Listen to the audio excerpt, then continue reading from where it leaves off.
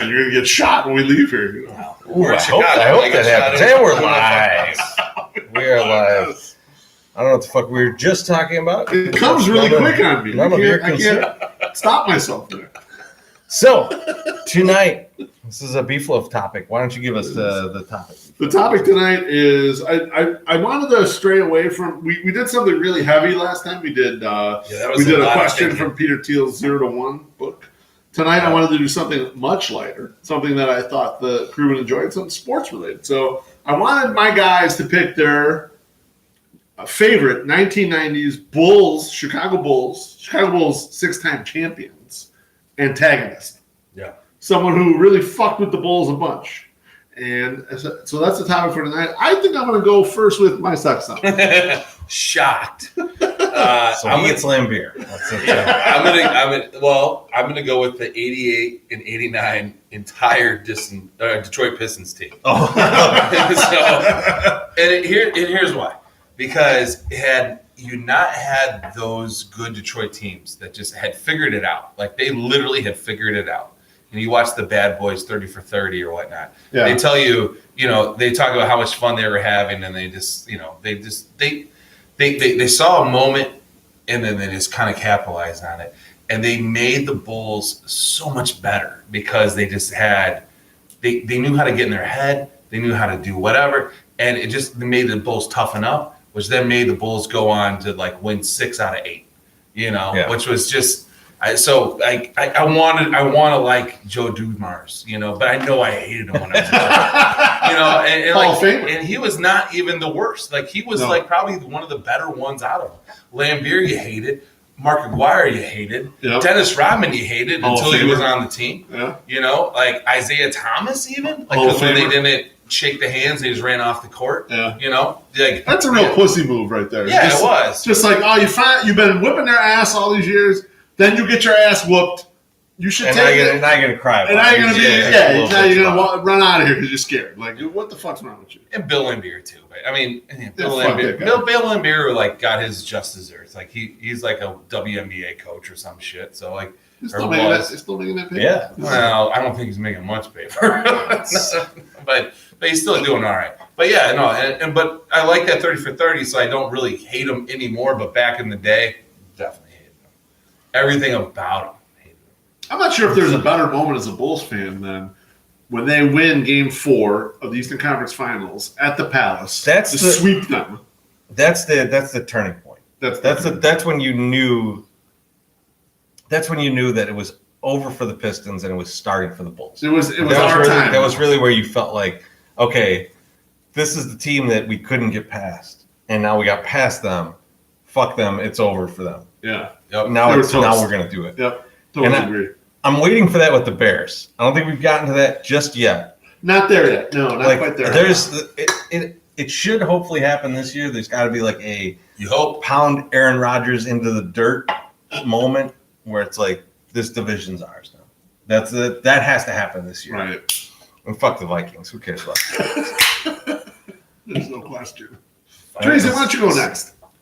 So Charles like the John Starks. That's So like the Pistons were very much like top of mind when I thought about this, but then I thought, well, if someone's going to take the Pistons or at least the guys that I thought of on the Pistons, right? Someone took the whole fucking team, it's a little greedy. But so I thought a little greedy. Oh, I'm sorry. I didn't know there was rules. I thought Knicks for sure. And I thought John Starks. And just like everything about that fucking guy I disliked. Like as a kid, like I couldn't hate a player more than that motherfucker. And it wasn't like he was the dirtiest player ever, because that's John Stockton, that's my favorite player. But he just had there was something about him where he was just like an absolute prick on the court. He no matter what happened, he was going to be the worst douchebag about it, and you just didn't want to. You didn't want to root for this guy. This was even if the Bulls weren't playing and I was just watching a basketball game, yes, I was like, fuck that guy. and that's what burns so much. That's what burns so much. when Jordan was out paying off his gambling debt to the MLB or whatever the fuck he was doing. Which you would think that his dead father would cover. Apparently not. Hello. when the Knicks knocked us out of the playoffs, that was just like, that wasn't too far away from when we found out that OJ's a murdering motherfucker. It's just all right in the same window right there. It's a lot of stuff going on for me as a kid at that point. So there's a lot of heroes being destroyed, and so he's just the epitome of that time period for me. Of like, I don't like this guy. Yeah, this this guy. He's not my kind of guy. And so Starks for me, 100%. Like, that's an easy call. Fuck that guy. I don't wish bad things on him now, but I hope he's doing bad. He's probably really nice. Thing is, like, in hindsight, so I agree with you. I fucking hated John Starks.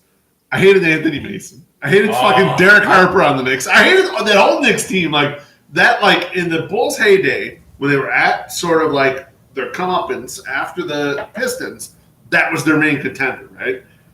But John Starks was fucking bagging groceries. He had to weed his way through the CBA. He was not a known guy. Yeah. He fucking bulleted his ass to the NBA and became a star. Like, you got to kind of love the story in hindsight. Like, with age, past it, the Bulls have won titles already. It's like, oh, that's kind of a cool story. The guy, but in the moment, fuck that guy. You couldn't wait for that guy to get fucked up in a game. And you know what? No, still. And this whole story, fuck him. And if the CBA would have paid him a living wage, he probably never would have made it to the So says Anthony. Just saying. Like, if he didn't have to play the Quad City Thunder, he probably wouldn't have made it to the next. Wouldn't have happened. Now, who you got? My choice is going to dovetail into the extra dominant Bulls. So the first era of the Bulls, the first three titles, was you're coming over the Pistons, and the Eastern Conference is still really tough, like Knicks and all that stuff. I feel like this is my and second. So it's a good team or whatever, and like you get through that and you win. And the Western Conference isn't that big of a deal. When you get to the second group, and the Bulls are super dominant. And they got Rodman, and they're winning 70 games a season, and like the Western Conference has gotten better, so it's a better challenge because you have a better team. And there's really only one team in the East that even has a shot against you. And it's a team that actually is the only team, once they got past the Pistons, that did scare me and made me think they might lose to them. And so my antagonist is Reggie Miller. Because Reggie Miller is a legitimate star. I didn't even know Cheryl Miller's brother played basketball. Like, I know the Patrick Ewing shit, but like, we're already starting to move away from, if you're not a super athletic big guy like Hakeem Olajuwon or Tim Duncan or whatever, you don't matter quite as much. Right. And that's why Starks and Anthony Mason and like the Knicks had a lot more moving parts than that. When you move on to the Pistons, when you move on to the Pacers, Reggie Miller was also a star. Yeah. And he was shooting the corner three, which is the guys do now, and he was long range threat and all that stuff. He's the original Steph Curry. He's the original Steph Curry, exactly right. And he was such a motherfucker too. Like, yes, he was a bad attitude, and he was going to talk shit. And I still remember he was shittier to the Knicks though. I feel like he was shittier to the Knicks. Well, because he couldn't easily do it, right? Yeah. And it was how shitty can you be to Jordan? Like, you gotta be careful when you're doing that shit. That shit against the Knicks, though, when he made that comeback basically all by himself, is legendary shit. No one else can do that shit, and that's why he like old Spike Lee. Even when the Bulls were that dominant and they'd won a bunch of titles already, it was literally the only team I was afraid of during that run of terror. It's the only team where I thought they might lose to this team, and Reggie Miller was such a fucking pain in the ass that entire team. Was Chuck Person on that team? Chuck Person. It was like Rick Smits, the Davis brothers, Dale, and they weren't brothers, but Dale and Antonio Davis. Like, don't you fucking dare hate on Rick Smits. That's one of the greatest mullets in NBA history. And he got beat by the Bulls beat him as a Sonic and as a Pacer. No, you're thinking Della Shrimp. Oh yeah, that's also handsome. That same hair. That's the same hair. They did. Shrimp was like 6'11". They had the same hair. They had the same hair. Rick Smits was one of the few guys above 7'3". There was actually a reasonably good player. Right, that could shoot and could do could do everything. Like, could move and all this stuff. That's like, your point guy. can shoot 3 He would hit that top of the key thing, and like he was a good free throw shooter. And But everything. then you're thinking of Shrimp again, yeah. But the Trent was a 3-pointer? Yeah. All right. He played with Gil. Chuck Person, if I remember correctly, punted a fucking basketball into like the upper deck of a stadium. It was like Boston Garden. It was like at Boston Garden. You get thrown out of the game and fucking boots a ball up into the upper deck. Like I've never hated them after that. Like that was like oh, you're kicking me out? Fuck you! And just punts the ball. I mean, like he should kick for the Bears. It was Reggie Roby style. I mean, like it was fantastic. Like right in the fucking upper deck, like 900 feet in the air, or whatever it was. Very impressed by that. I've never hated them since. What's hilarious today is that we didn't mention one Cleveland Cavalier because fuck them. How about that? I mean, like They don't matter. Who are you going to talk about? Brad Doherty, you gonna go do NASCAR now? Get the fuck out of here! You're a joke. I still laugh like Craig Elo. The shot on Elo, and I think to myself, why the fuck was Craig Elo even guarding Jordan? What business did he have? Like, the coach should have been fired the next fucking day. Like, you had Ron Harper on that roster. He's as big as Jordan. Let him guard Jordan. Like, what the hell were they thinking? Like, probably no way anyone else. Brad Sellers is not taking the last shot. What the fuck? They probably asked Ron Harper. Don't say it. Don't do it. Don't do it. I know where that's going. They also had Larry Nance was their center, right? Yeah, well, Larry Nance was their forward because they had Brad Doherty. Doherty's the center. They had a good goddamn team. And Mark Price, like, that's a good team. My grandmother is was from Sterling, or like, Illinois, and remarried and we moved to Cleveland. And at the point that she moved to Cleveland, would go to a lot of Cavaliers games and became she hated Jordan. And she hated the Bulls. I would always be like, she'd be like, what do you want for Christmas? And I'd say, I want this Bulls jersey. She's like, I'm not buying a Bulls jersey. Not going to do it. And she was like, I just don't like the way they play. I don't like the way the Bulls play. I like the Cavaliers, I like the Cavs. I like the Larry Bird and the Celtics and all these guys. Did not like the Bulls whatsoever. So I'm sure she hated the Pistons. we were hanging with Dr. Feelgood this past weekend. Yeah, I like that. And you guys hung with two people this weekend when I'm on vacation. Yeah, you're like, oh, Dr. Feelgood shows up, all good. My sock summer's out of town.